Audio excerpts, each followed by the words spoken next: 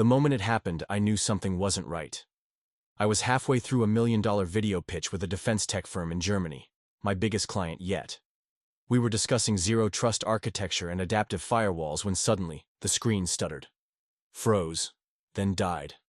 At first I thought it was a minor blip, a refresh, maybe a router hiccup. But no, this was the kind of freeze-frame horror that makes your blood run cold. My own face, mid-sentence, mouth agape like a startled goldfish, frozen for all eternity on their screen. I scrambled to reconnect. Once, twice, 3 times. By the time I managed to log back in, they were gone. Just like that. A 6-month-long negotiation evaporated, along with a $50,000 commission.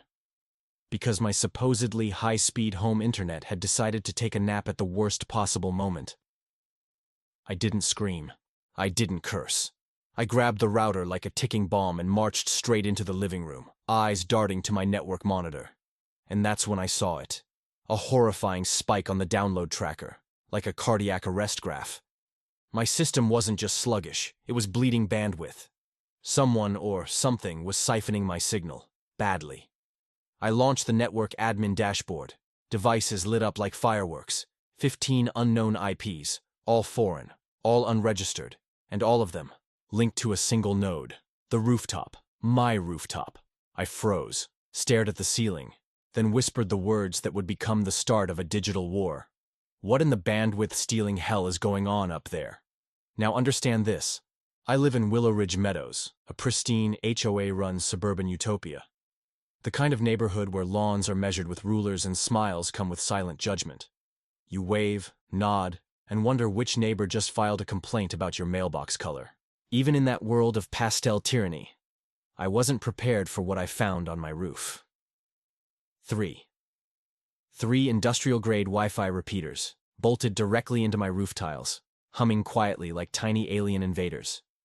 They were professionally installed, with sealed brackets, high-gain antennas, and cabling that ran down the side of my house, painted to blend in.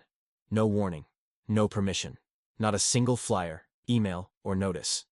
I nearly fell off the ladder trying to process what I was seeing. My first thought? Maybe it's a city program, a shared initiative. Something official. But the city would have sent paperwork, right? I did what any sane cybersecurity specialist would do. I snapped pictures, shot a quick video, and stormed down to the HOA office. The office looked more like a waiting room for passive aggression. A faint scent of lemon disinfectant, a bowl of expired peppermints, and sitting behind the desk, Victoria Hartwell, the queen of HOA calm. Victoria wore a lavender cardigan and the smug serenity of someone who thought she had control. I didn't even have time to open my mouth before she gave me that Stepford smile and said, "Ah, Nathan, we meant to tell you about our new community connectivity program. You've been selected as a central signal hub." Selected, like I'd won a raffle I never entered. I asked when I agreed to turn my private home into a public utility tower. Victoria, smooth as silk, slid a printed sheet across the desk. A general notice, dated 3 months ago. Never mailed. Never emailed. Just posted to a corkboard behind the HOA dumpster. When I pointed out the absurdity of calling that notice, she actually chuckled. "Oh, Nathan, you're a tech guy. We figured you'd be fine with it." And that was the moment I knew 2 things. Victoria had no idea what I actually did for a living. I was about to become her worst nightmare. What Victoria didn't know was that I used to design classified network security frameworks for government black ops. I now consult for companies that spend more on firewalls than she earns in a year. I monitor digital breaches for fun. And this woman, this cardigan-clad HOA monarch, had just piggybacked an unauthorized Wi-Fi repeater system onto my network like it was an open buffet. I didn't say a word as I left. I didn't need to. Because I had just decided this wasn't going to be a complaint. This was going to be war. That night, I didn't sleep. Instead, I ran a full trace on every MAC address leeching my bandwidth. I mapped usage patterns, logged timestamps, traced uploads and downloads. And what I found made my jaw drop. Over a dozen households, streaming Netflix, gaming, uploading God knows what. Even one neighbor mining cryptocurrency on my signal. They weren't just using my Wi-Fi. They were feeding off it like vultures. But the final insult? The repeaters were wired into my electrical grid. I wasn't just supplying the internet. I was footing the power bill for the entire eastern quadrant of Willow Ridge Meadows. I stared at the data on my screen. Then I looked out the window, at the quiet, picture-perfect suburb, glowing under the soft porch lights of rule-following neighbors. And I laughed. A slow, stunned, disbelieving laugh that turned into something almost maniacal. They had no idea who they were messing with. They thought I'd unplug the cables, maybe file a complaint, maybe wait 6 months for a resolution. They thought wrong. You want bandwidth? You're going to pay for every single byte.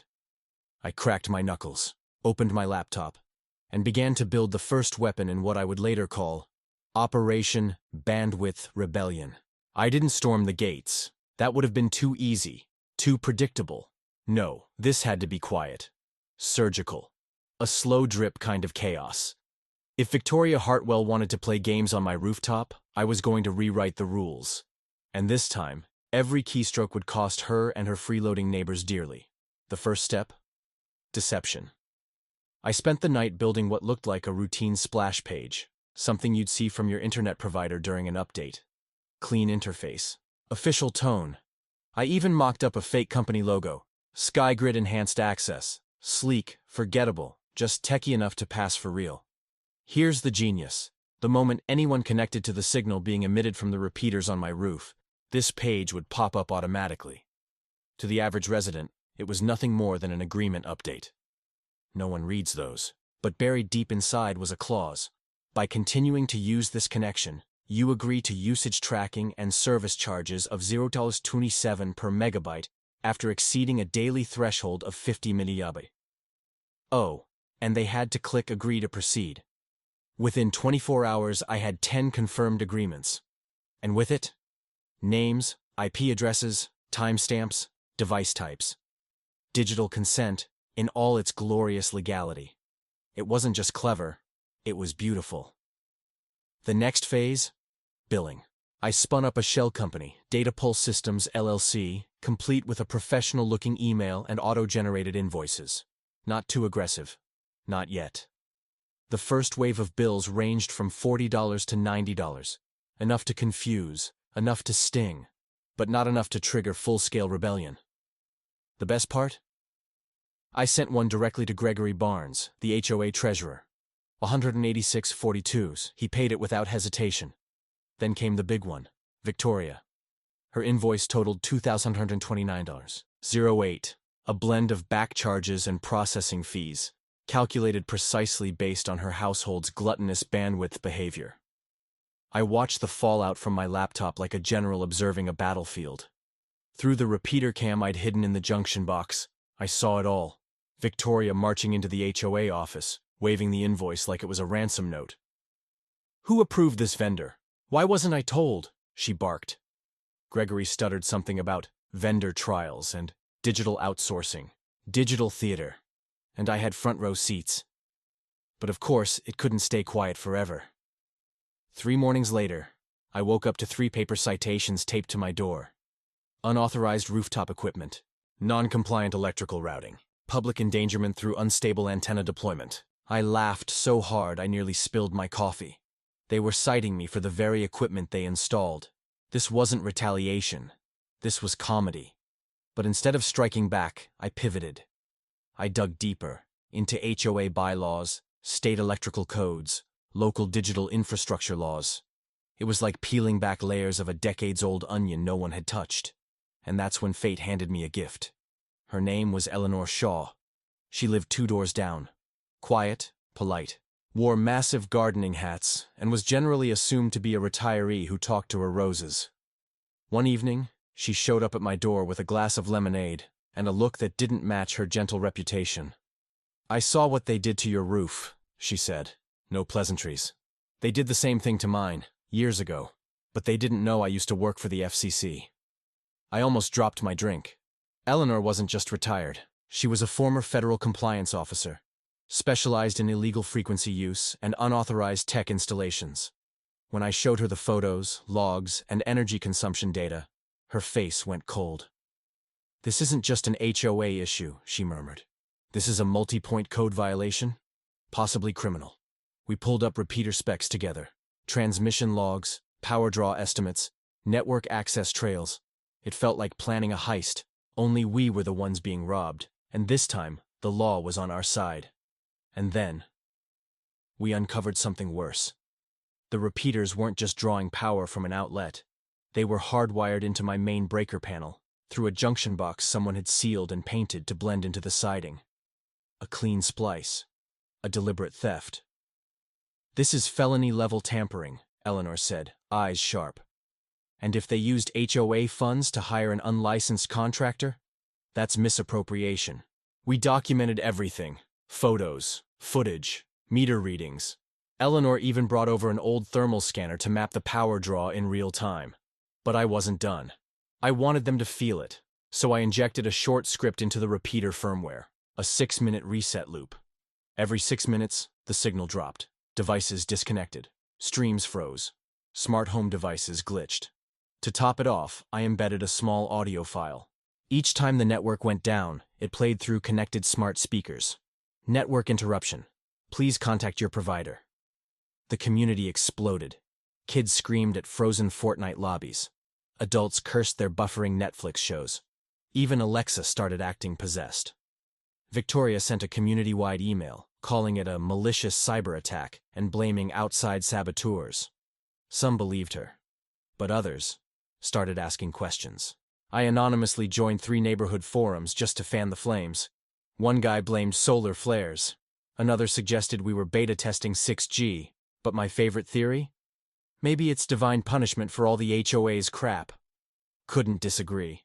Then came the emergency HOA meeting. Closed door, of course, held at night. Password-protected Zoom call, maximum secrecy. But they forgot one detail. Their repeaters were still connected to my network. I patched in silently, viewed the entire call, and streamed it, privately, to a Facebook group called HOA Horrors, filled with former board critics. Victoria was livid. Gregory panicked. Another board member openly questioned whether they were about to get sued. Eleanor watched beside me, sipping lemonade like it was champagne. "They really don't know who they're dealing with," she said. I smiled. "They will." Because the war wasn't over. It was just getting fun. You can push someone so far before they push back. But when you push a cybersecurity specialist with a background in government defense contracts, you don't get pushback. You get precision retaliation. After the chaos of the reset loops and the neighborhood-wide ghost signal disturbances, Victoria and the HOA had resorted to their favorite weapon: paper. 2 more citations arrived on my door. One for aesthetic non-compliance, because of a barely visible Ethernet cable, and the other for suspicious rooftop activity. It would have been funny if it wasn't so pathetic. They still thought I was reacting. They hadn't realized yet. I was executing. Eleanor and I had already submitted a formal complaint to the FCC, complete with time-stamped photos, repeater logs, electric meter data, and a beautifully formatted PDF outlining every code they had violated. But we knew the wheels of bureaucracy turned slowly. That's why I moved ahead with Phase 2. I called it the Power Bounce Trap. It was simple, elegant, and absolutely maddening. Using my smart home hub, I wrote a script that monitored power usage on the circuit connected to the repeaters. Every time usage spiked, typically during peak hours like movie nights or late-night gaming, the script would kill the power for exactly 10 seconds, then restore it. Not enough to trip the breaker. Just enough to cause devices to crash, routers to reboot, downloads to fail, and no one could trace it. Not unless they had access to my smart grid's internal diagnostics, which, of course, no one did. The neighborhood was in turmoil. On the community forum, threads exploded. Is anyone else's Wi-Fi acting haunted? My smart fridge just screamed at me.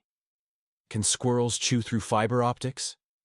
Victoria, ever the queen of misdirection, issued a formal bulletin blaming the instability on an untested vendor backend and hinted at changing providers. She even threatened legal action against the unnamed contractor she thought was behind the outages.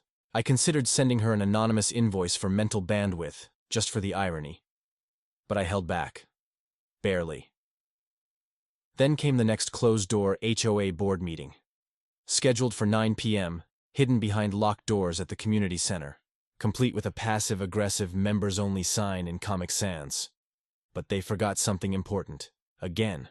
Their repeaters were still connected to my custom network. I patched in, brewed some coffee, and watched the whole digital meltdown unfold like a front-row Netflix premiere.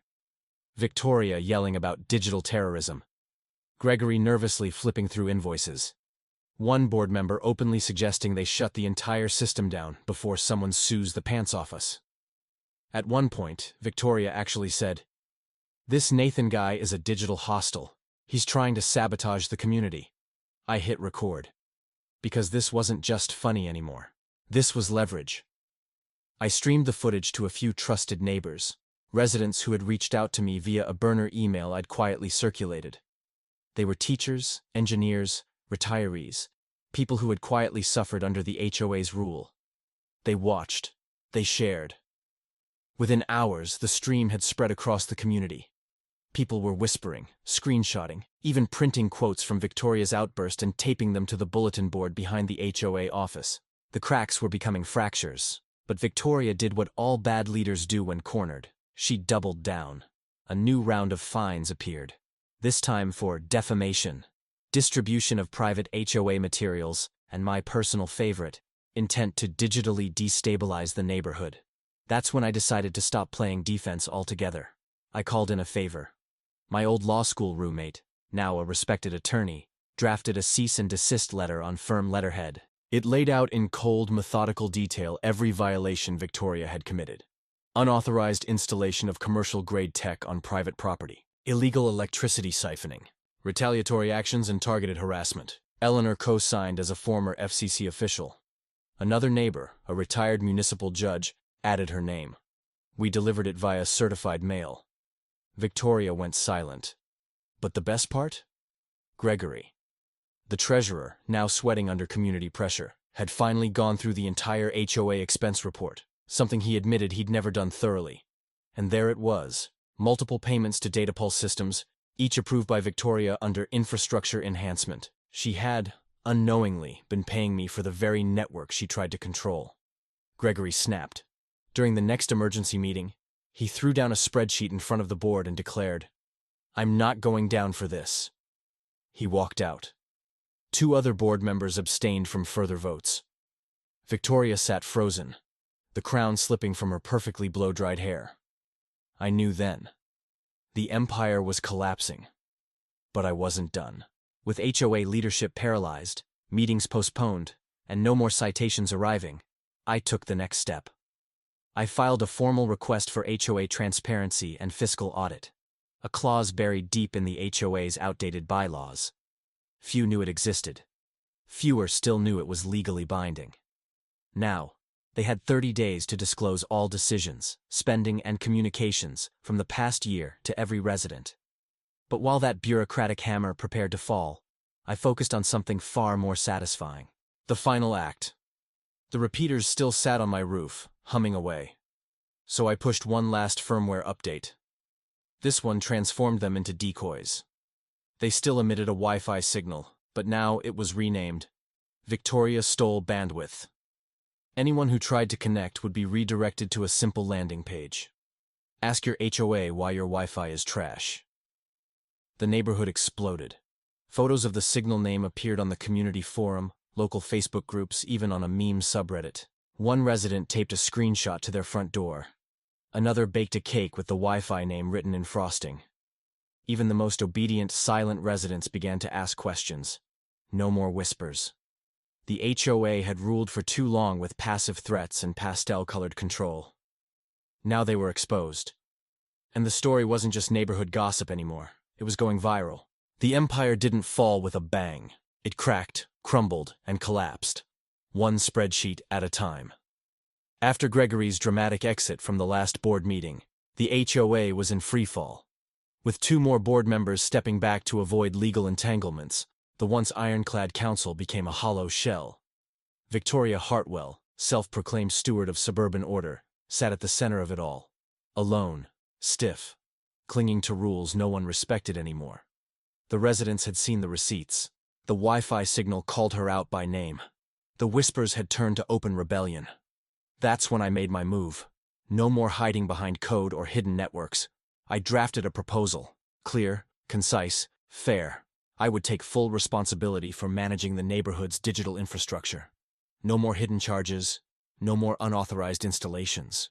Residents could opt in voluntarily, pay a small monthly fee, and enjoy secure, high-speed internet managed transparently by someone they actually trusted. No more HOA interference. No more Victoria. I printed it, posted it to every mailbox, sent a digital version to the entire neighborhood. Within 2 days, over half the community had signed up. They didn't just want better Wi-Fi, they wanted freedom. Victoria lost her mind. She tried to file an injunction, claiming I was creating a rogue telecommunications monopoly. She contacted the city, the internet provider, and even attempted to report me for operating an unlicensed network. But this wasn't 6 months ago. Thanks to Eleanor's connections and some timely paperwork, Data Pulse Systems was now officially registered as a local vendor, with business licenses, liability insurance, and every necessary permit in place. I wasn't just covered. I was bulletproof. But I didn't stop there. As a final act of symbolic protest, I applied for a construction permit to install a ham radio tower on my property. Fully legal. Within zoning regulations. It stood just tall enough to cast a perfect afternoon shadow across Victoria's prized garden beds. The foundation was poured in silence. The first steel beams went up under the golden glow of sunset. Victoria stood in her driveway, arms crossed, jaw clenched. She didn't say a word. She didn't need to. She had lost. Then came the letter. 3 weeks after the audit request and the community's uprising, a registered envelope appeared on my doorstep. Official-looking, crisp, sealed with the logo of a downtown law firm I didn't recognize. I opened it cautiously.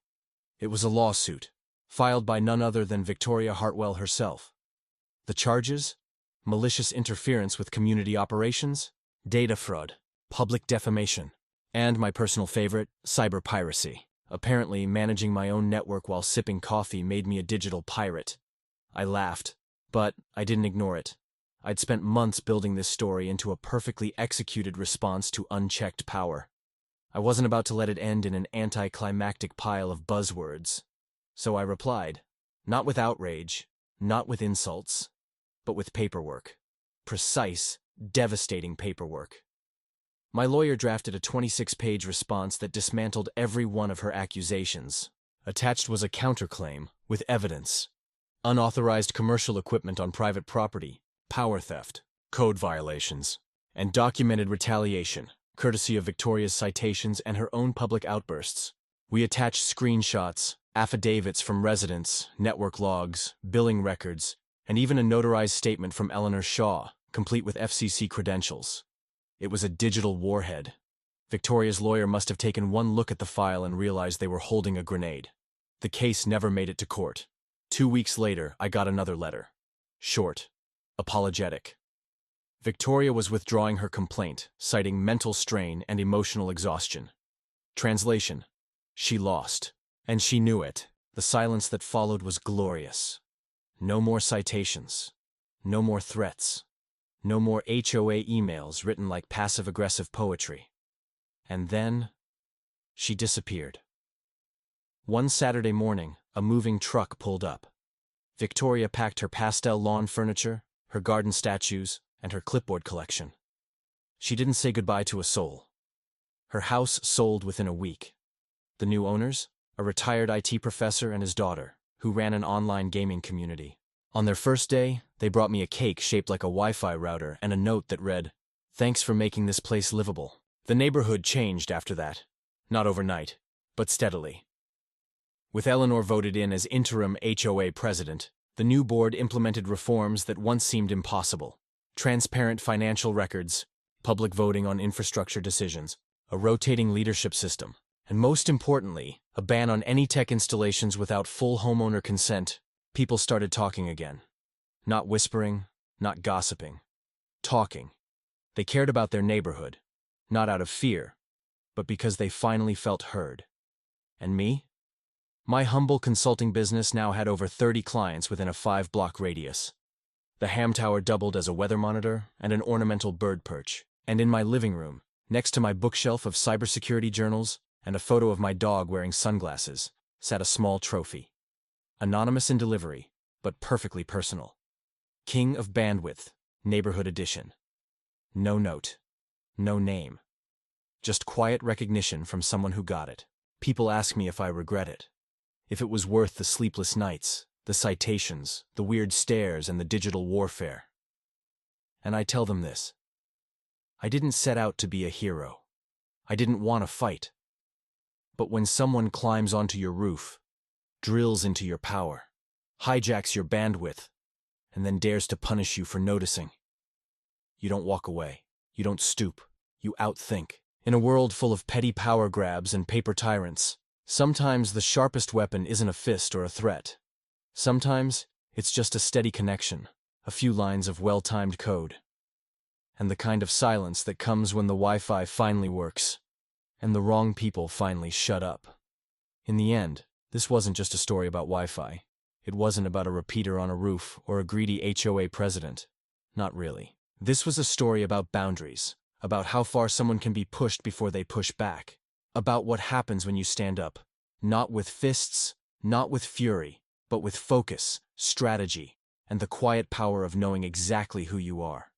Looking back, it's surreal. What started as a frozen screen and a lost contract spiraled into one of the most bizarre and chaotic chapters of my life. And yet, I wouldn't undo a single second of it. Because somewhere between the fake invoices, the firmware resets, the cease and desist letters, and the ham radio tower that cast its long shadow across tulips and tyranny, I found something I hadn't felt in a long time. Purpose. Not the kind you write on resumes or chant at a company retreat. Real purpose. The kind that wakes you up early and keeps you up late. The kind that says, this matters. You matter.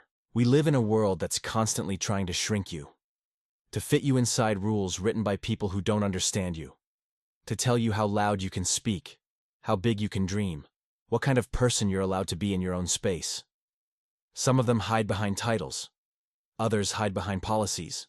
And some, like Victoria Hartwell, hide behind smiles and pastel sweaters, pretending they have your best interest at heart. But if this story proves anything, it's that you don't have to play by their script.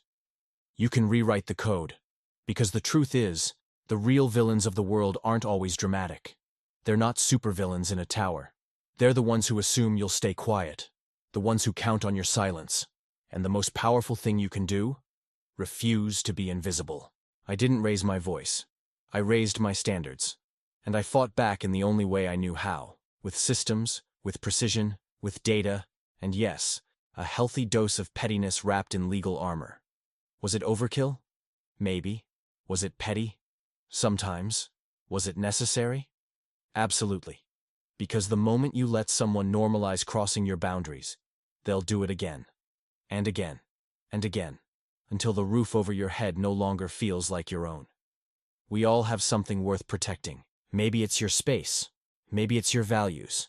Maybe it's just the right to not be messed with by people who think a clipboard gives them power. And let's not forget the allies. People like Eleanor Shaw, hidden gems in floppy hats and quiet voices who've seen the system from the inside and are just waiting for someone brave enough to knock on their door and say, "Want to fix this with me?" Sometimes the people you need most are right next to you, watching, waiting, and more than ready to join the fight when the time is right. In every neighborhood, in every company, in every corner of the world, there are Eleanors. You just have to look. This story also taught me something else. Technology isn't the enemy. The people who abuse it without accountability are. Wi-Fi isn't just about streaming shows or checking emails. It's a symbol now. A stand-in for something bigger. Connection, access, and the ability to stand on your own ground in a world that tries to centralize power in the hands of the few. What happened in Willow Ridge Meadows was more than an HOA scandal. It was a neighborhood revolution. It was proof that no matter how quiet the setting, no matter how manicured the lawns or fake the smiles, real power doesn't come from the rules. It comes from the people who dare to challenge them. So what's the takeaway? What's the lesson you can carry from this strange suburban cyber war into your own life? It's simple. Don't let politeness cost you your peace. Don't confuse compliance with correctness. And when someone assumes you'll stay silent, make them remember your name. Because sometimes the most impactful revolutions don't happen on a battlefield. They happen in a driveway, with a laptop in your hands, a few lines of code, and the quiet resolve to say, no more. So maybe your fight isn't about bandwidth. Maybe it's not about HOA bullies or digital sabotage. Maybe it's about finally telling your boss enough. Maybe it's about protecting your time, your ideas, your family, your voice. Maybe it's about reclaiming space in your home, your job, your heart, that someone else has been occupying for far too long. Whatever it is, let this be your reminder. You are not small. You are not powerless. And no one, not even someone with a fancy title or a lawyer on speed dial, gets to define your worth. Now, if you're still here, still listening, still smiling at the image of a Wi-Fi router broadcasting Victoria stole bandwidth across a neighborhood of stunned HOA loyalists, I've got one last question for you. What's the signal in your life that someone else is stealing? And what are you going to do about it? If this story made you laugh, made you think, or made you feel just a little more ready to stand up for yourself, subscribe, follow, join the rebellion. This is the Story Forge, where everyday battles become epic tales, and where people like you and me take back the narrative, one story at a time. See you in the next one.